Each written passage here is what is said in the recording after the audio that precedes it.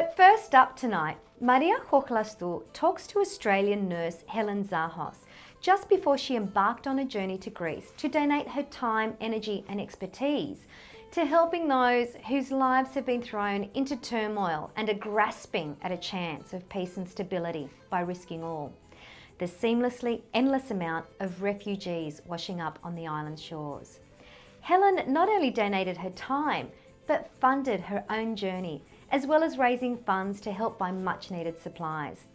An absolutely amazing individual. Please welcome Helen Zahos. Helen, tell us a little bit about this adventure and what made you want to actually go there. Well, it's a tough question in that when you see images like that on TV, instantly you want to go and help, especially in my profession. And I have done some work like that in the past. So I did volunteer with a group last year with Yatritu Cosmo, and I contacted them and they said, yeah, we need volunteers, Helen, can you come? So immediately I was drawn to getting there to help. So you've raised money on your own to try and get the people some support. What are we up to at the moment? I did. As soon as I decided that I was going to go and volunteer, I thought I can't go empty-handed. It's not something that you can turn up with just a box of chocolates or something, you know. This is something quite serious. And I thought, look, if I can raise some money for them, and I did promise them last year that I would try and raise some funds for Yatritu Cosmo, up to $12,500 that I've raised on my cause. So it's exceeded what I ever expected. I'll be raising, these funds I've raised are for medical supplies, including any humanitarian aid, so blankets, clothes, food for people, if they need assistance with tents.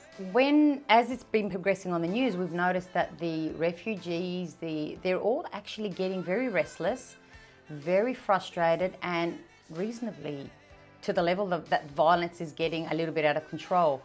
Are you getting that feedback? Are you actually worried for your own safety? My own cousin, who left there a few days ago, who was there holidaying of all things, and she said the situation was dire. She said, Helen, be very careful.